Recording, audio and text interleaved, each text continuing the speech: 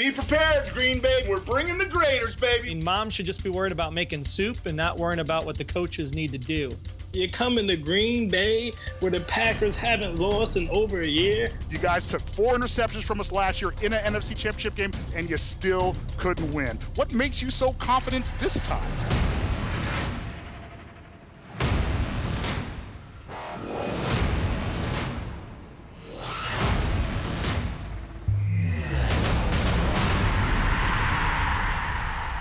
And welcome to Fan Face-Off. I'm Chris Cashman.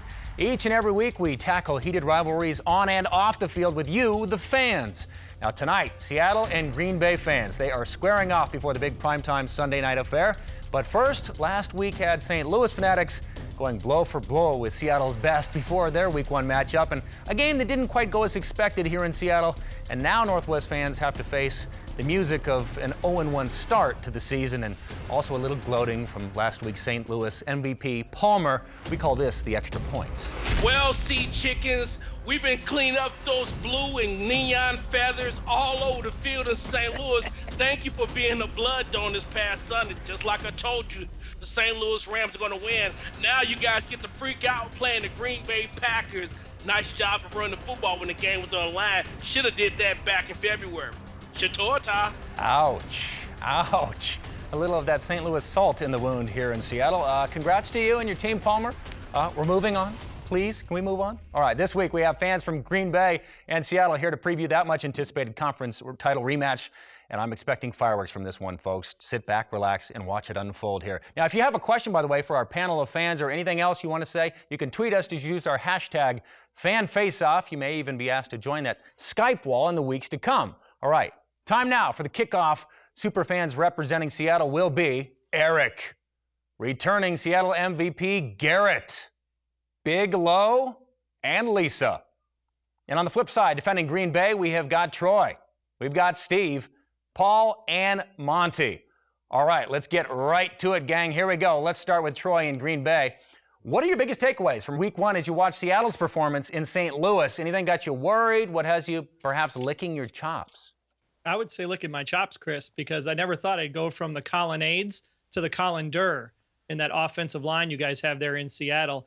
I mean, it is so porous. You're just going to see a green and gold waterfall come right through to make sure Russell Wilson actually understands what Wisconsin is all about, in case he actually forgot. Troy working a colander into his smack talking like that. We're going to go over to Garrett, our last week's MVP. We want you to weigh in. What were your takeaways on the flip side watching Green Bay against Chicago?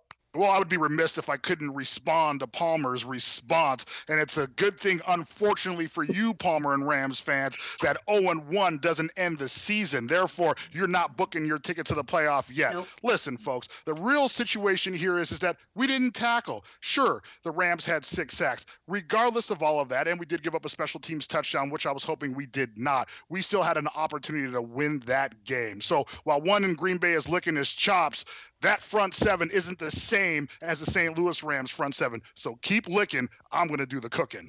Steve, I saw you giving us the hurry up. You want to jump in this. Go ahead, sir. I'm glad he can talk about a Week 1 loss and go on and on and on about it. We're talking about coming to Lambeau. You guys are coming to Lambeau. That's what's important. The tradition, the history, and the Green Bay Packers. So you're not going to have the home field advantage. I was out there last year. You guys are loud, but your O-line is going to kill you. All right, we're going to move on here. Monty, James Jones stole the cheese, 2 TDs in his Week 1 return there to Green Bay. How do you think he and Rodgers are going to do against Seattle's vaunted secondary? You mean half of your vaunted secondary? I can name 2 guys in that secondary right now. How's that Cam Chancellor holdout going for you guys, by the way? Seems to be working out real nice. I mean, maybe last year you had a vaunted secondary. I'm sorry, but you don't anymore. And I got to tell you, you better get used to the sound of 0-2. Look at Monty bringing the heat. Big Low on the flip side, Seattle's biggest sports fan. What do you think? With the LOB, they're going to be able to stop Rodgers tomorrow? Come on now. Are you serious? You really think Pete Carroll's going to sit on his duff and let his team play pathetically? There is no way. St. Louis got a lucky break in a couple different situations, and you guys aren't going to get any of those breaks. I'm telling you right now, Richard Sherman's going to come up big in this game, and I tell you right now, we're going to teach you how to Dougie. Dougie Baldwin's going to go off on you guys. So be prepared, Green Bay, because we're coming and we're bringing the graders, baby. We're bringing the graders. We're going to grate that cheese because that's We got to get some sort of a chance. kitchen appliance sponsor because we've already got a colander and the cheese grater in the first segment. This is good stuff. Paul, I see the stink face. You're not as convinced about how things are going to unfold tomorrow in Green Bay. Well, I'm just surprised I heard Doug Baldwin's name. The last time I heard about Doug Baldwin, there was a cardboard post-up. So, I don't really know where Doug Baldwin is coming up from, or Javon Kearse, or any of these so-called receivers that Seattle has. All I see is Russell Wilson, who can barely see over a line, that can barely block, throwing stuff in the air and hoping he catches it. I see Clinton Dix having another big day, and you're coming to Lambeau Field. And just in case you guys haven't realized, the bad man that he is, the best quarterback in the league, Aaron Rodgers, hasn't lost at Lambeau Field since 2012. Nor has he thrown a pick. So you have fun with Doug Baldwin and his cardboard cutouts. All right, Paul's looking in the rear view. Lisa, I see you want to chime in. Go ahead. Yeah. We're Cardboard not even cutouts worried might about give me a Jones break. because we're going to keep Rodgers and the offense off the field totally, because our offense is going to keep pushing with the run game, and you're not even going to see the field half the time. So good luck with that and your weak run game. Lisa, good stuff. We're going to turn it over to Eric because you provided the segue. Seattle's big off-season acquisition, Jimmy Graham. He got off to a bit of a slow start last weekend, but they ended up with a pretty solid stat line between he and Russell. Do you think Green Bay is going to be able to bottle up Jimmy, or is he and Russell going to finally continue where they left off? What do you think? How are you going to talk about bottling up Jimmy Graham? The guy's a giant beast. He was able to get in the red zone and score. The guy's going to do it. It was his first game as a Seattle Seahawk. Russell Wilson's got that game under his lock. He knows how his front line's going to work. Trust me, Jimmy Graham's going in for 2 today. Steve, what do you think? Jimmy keeping you up at night? No, he's not. He's a good tight end, but it's a whole different system. You saw what you saw last week. He might get a touchdown to start off with. Our defense is going to catch up with him. And I keep hearing about this. You're going to keep us off the field with your offensive line. What? That's your weakness. If that's what you're counting on, I'll take the win, Big Low. Thanks for giving it to us already. Go Pack, go! About the run game. Garrett, I know you want to counter with that. What do you think? Jimmy Jam, is he going to be the difference tomorrow? Well, listen, Jimmy Graham's played 3 games in his career against the Green Bay Packers, and he's had 3 touchdowns. Now, he hasn't had over 100 yards receiving yet, but I promise you he's going to get that Sunday night. Listen, we all know as Seattle fans, look, when we look in the mirror and we think about another home team that mirrors us, it is the Green Bay Packers. So there's nobody arguing that point. Of course it's going to be a tough game. We beat you the last few times, and they have been at home. And yeah, we are going to Green Bay. But so what? I'll tell you what. I will take a Seattle Seahawks team 0-1, back against the wall, master motivator, Pete Carroll coming into Lambeau any day of the week. You guys took 4 interceptions from us last year in an NFC Championship game, and you still couldn't win. What makes you so confident this time? All right, we're going to leave that right there. This is only kickoff, guys. Eric, I know you want to jump in. Don't worry about it. Build up that spittle, man. We're going to let you unleash in a couple of minutes here. All right, coming up later on, our panelists will weigh in on their picks for the biggest fantasy impact players in our Week 2 Fantasy Blitz. But up next, we go outside the huddle and answer your burning questions. You want our fans to face off on your question? Just send them to the Twitter or the Skype account right there on your screen. We can answer them next week. All right, we'll see you right after this timeout. Eric, hold that thought. Hold it. Hold it. I'm actually loving watching the Seattle Seahawks implode in front of my eyes. You don't have Barrington anymore. Are you guys so sad about that?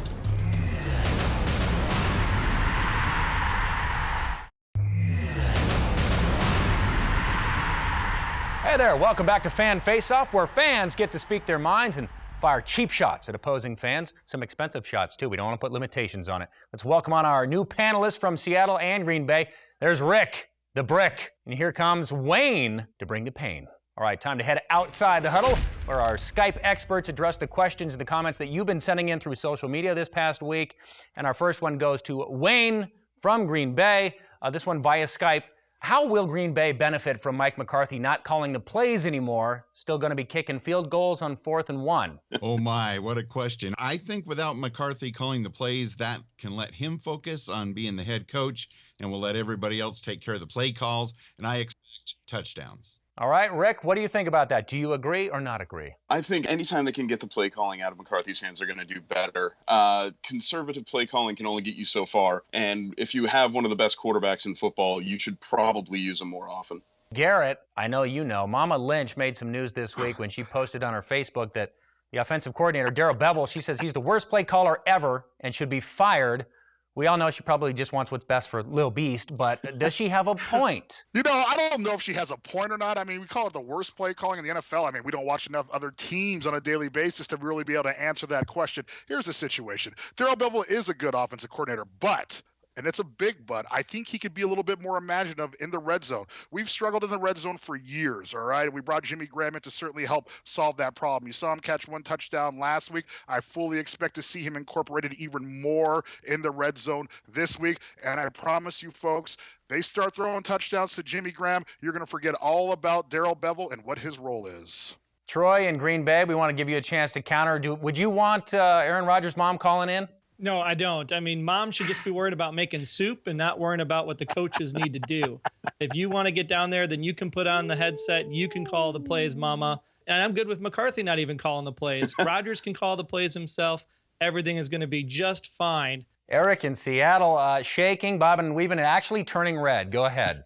I'm just going to say, who is the only offensive coordinator to play in the last 2 Super Bowls? Over. True. Eric just dropping the hammer. He's in, he's out, walking away with some smoke. Monty, what do you think? I know who the coordinator was in the last 2 Super Bowls, but how did that last play call go for you guys? Seems to me it was interception. It seems to me it was one of the worst play calls in history. Uh-oh, Monty making the outtake reel too hot for TV edition. Lisa, do you want to weigh in on this now that we've had some of that salty talk? Bring us back home. Yeah, no kidding. Okay, yeah.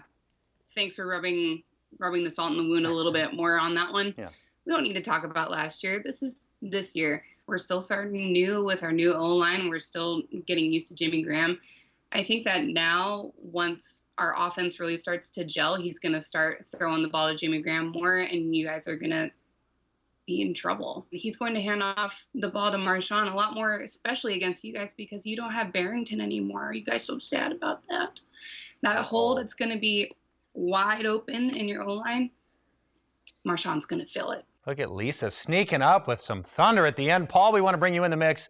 Here's a tweet for you. This is from Football Insider Ian Rappaport in regards to Cam Chancellor. He says, the loss didn't change things last week. So holdout continues for Seahawks Cam Chancellor. He's not in Seattle. Hawks will play without him again. How do you think this is going to impact the game tomorrow between Seattle and Green Bay? This has got to be great news, right? This is actually excellent news. I'm actually loving watching the Seattle Seahawks implode in front of my eyes. I mean, Cam Chancellor's not coming back. Without Cam Chancellor, your defense is a mess. Kerry Williams is not Byron Maxwell. Kerry Williams is historically known as one of the worst corners in the league. I don't even know who's playing safety in Cam Chancellor's place. You don't know how to use Jimmy Graham. Your offense just got a whole bunch of holes all over the offensive line. And on top of all of that mess, you got Mama Lynch calling your offensive play caller the worst play caller in the NFL. I mean, this is hilarious. Look at Paul dropping the hammer. Eric, what do you think? Is the dam going to break tomorrow? Or Green Bay losing at home? Green Bay is going to lose at home. And I just want to make a little point clear. You said you don't know who the safety is. His name is Dion Bailey. Okay, he may have tripped up on the field and given up a touchdown. That was his first time taking in for Cam Chancellor, the Dark Knight. But I'm going to tell you something. This is what makes Seattle great, okay? Guys like Dion Bailey, they get a second chance to be great. All right, we harness greatness. We say you made a mistake, but guess what? You got another chance. Unlike in Green Bay where somebody maybe miffs maybe an onside kick, they cut him and he gets his walking papers. Seahawks take it. Go Hawks! Yeah. Rick, speaking of Cam Chancellor, you're built like a Mack truck from the looks of your webcam. I want to give you the last word on this just because I'm intimidated by you, sir. Well, I appreciate that. Listen, losing Chancellor is a big deal. Anyone who thinks differently, well, they're being ridiculous. The fact of the matter, though, one man does not make up the LOB. The LOB is the LOB. They don't refer to the Green Bay Packers as the LOB. They refer to them as cheese. Swiss to be exact, because that's what's going to happen. We might not have Chancellor available to us, but at least we have a defense. Aaron Rodgers might throw 50 touchdowns because he has to. That's all you've got. All right, 2 quarters in the books, plenty more to come. Stay tuned to see who gets picked to be our fan face-off MVPs. They'll go head-to-head in the end zone. But next, our guests do their best John Schneider impressions in the Fantasy Blitz. You might just want to hop on your league waiver wire afterwards, or not. Championship. Stay tuned. Nervous about tomorrow? You're exploding. Your time is up. Bye-bye. Just wait for this freight train to come for you, okay? Choo-choo.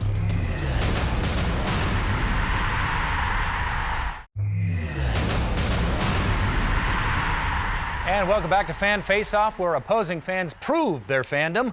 We've got some fresh blood joining us via Skype. Please welcome to the panel Dave for Green Bay. No time for stretching, however, we're going to jump right back into it with the Fantasy Blitz. And we'll start with you, Dave from Green Bay. Who is going to have the bigger impact on the game tomorrow? Beast mode, or will it be Eddie Lacy? Got to go with Eddie Lacy. I think he's going to bring that second aspect of his game in the passing game, and I think he's going to be a dual threat there. So I would take him over Marshawn Lynch. Let's get a take over in Seattle from Lisa. Lisa, what do you think? Beast mode or Eddie Lacy having the bigger day tomorrow morning? Beast mode all day long. All day long. Okay, so maybe 73 yards for 18 carries wasn't that great against the Rams, but he had 5 receptions for 31 yards. So, I mean, he's going to do what he's going to do. He's going to catch the ball. He's going to run. It's going to take about 5 or 6 people just to take this guy down. Just wait for this freight train to come for you, okay? Choo choo. We're going to go upstairs to your neighbor right above you.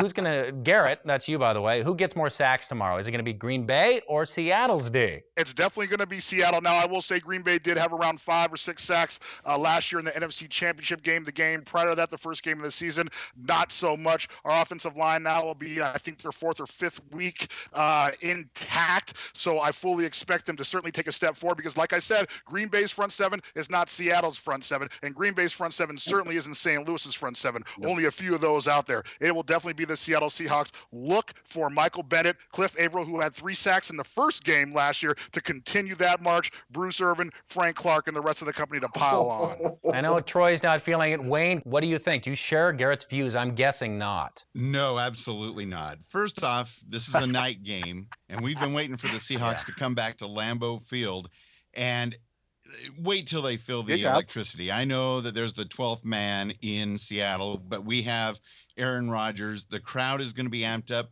The team is amped up. We've been waiting for this. We are primed. And if you can't get by the Rams in St. Louis, how are you going to get by the 13-time NFL champion Green Bay Packers? Rick, how are they going to get by them? Green Bay allowed Jay Cutler to run all over them. Jay Cutler.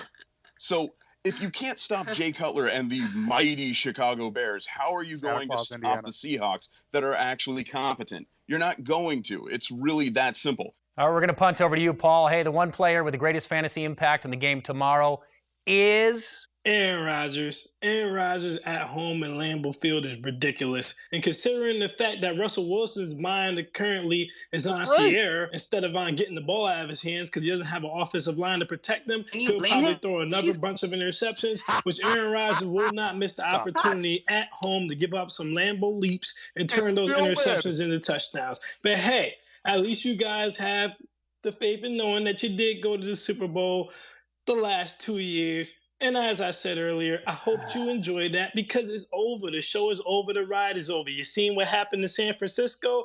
That's what's about to happen in Seattle. Implosion. Wow. You're exploding. Your time is up. Bye-bye.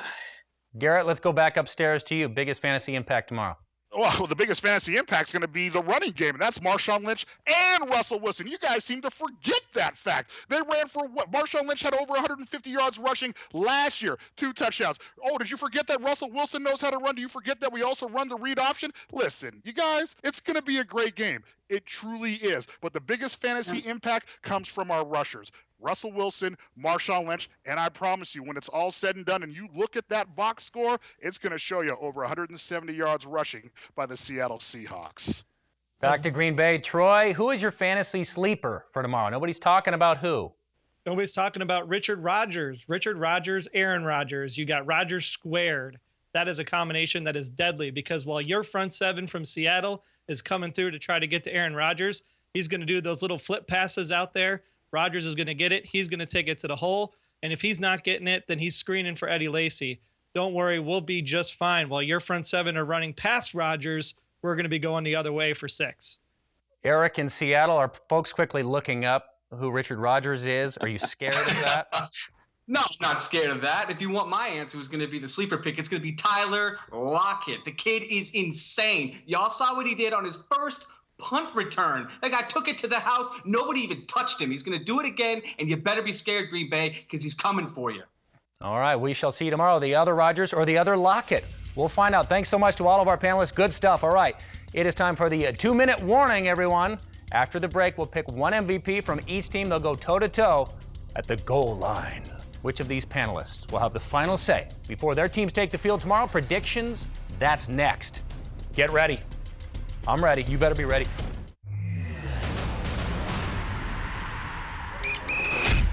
That's it. That means it's time now to enter the Fan Face-Off End Zone, brought to you by Jack in the Box. All right, now we're going to give a pair of our heated rivals from tonight's show one last chance. They're going to go head-to-head, give us a score, tell us why their team will win tomorrow's primetime game. From Green Bay, the MVP is Paul.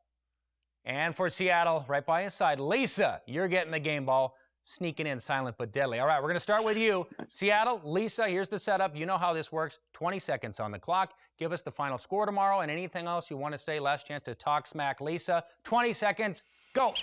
17-14 Seahawks, obviously 2 touchdowns, one by Marshawn, one by Jimmy Graham, and then a field goal by Hauschka, because Hauschka's always clutch. You guys aren't going to stand a chance against Marshawn's running game, and we're going to keep the ball away from you. So good luck trying to get any interceptions. Lisa leaving 2 seconds on the clock. That's confidence. All right, up next, Green Bay. Paul, you've got 20 seconds. What's the score tomorrow? Your prognosis. Ready, set, hike. Hey, Lisa, I bet you know this song. I bet you want the goodies. Bet you thought about it, because that's what the Seahawks are going to be doing. Thinking about if they would have won at Lambeau Field. Green Bay wins the game. 28-17. Aaron Rodgers is a bad man. 3 touchdowns, no interceptions. Game over. Leaving 4 seconds on the clock, doubling up on Lisa. Confidence on both sides. Good stuff, guys. Thank you so much, all of you, joining us for Fan Face-Off. Next week, fans from Seattle and Chicago. They're going at it before the big Week 3 matchup. It's going to be exciting stuff. Do the Monsters of the Midway, do they have a chance to ruin Seattle's 2015 home debut? We shall see. Be sure to join us for that at our new time next Saturday, right after ABC College Game of the Week, right here on KOMO ABC 4. All right. Now, if you'd like to rep your team on an upcoming episode, tweet us at FanFaceOffShow or send your comments. Just use our hashtag FanFaceOff and tell us what you have to say. And if you know anyone who hasn't been able to watch the show so far, make sure you tell them, hey, you can catch up. You can watch the entire show on the Fan Face-Off Show YouTube channel. It's ready and waiting. And until next week, enjoy the games. Step up your smack talk, and we'll see you right back here. Maybe practice in the mirror or something, all right? Let's get fired up.